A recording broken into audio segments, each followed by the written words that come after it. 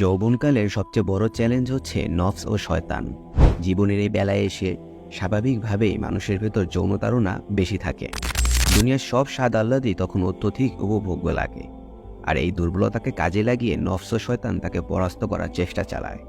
ছোটখাটো একটা ধাক্কা থেকে এমন পদস্খলন ঘটিয়ে দেয় যা সে কল্পনাও করতে পারেনি। এটা প্রত্যেক যুগের যুবকদের জন্যই একটি বাস্তবতা, কিন্তু একবিংশ শতাব্দীতে এসে এই বাস্তবতা যেন চরম পর্যায়ে পৌঁছে গেছে। অতীতে যে কোনো সময়ের তুলনায় এখন পরিবেশ পরিস্থিতি অত্যধিক নাজুক। রাস্তায় বেপর্দা চলাফেরা, কলেজ ভার্সিটির সহশিক্ষা, মিডিয়া জুড়ে হারাম ভালোবাসার সয়লাভ, ইন্টারনেটের মতো জরুরি উপকরণের রন্ধে রন্ধে থাকা অশ্লীলতা, সব মিলিয়ে যুবক এখন চরম বিপদে।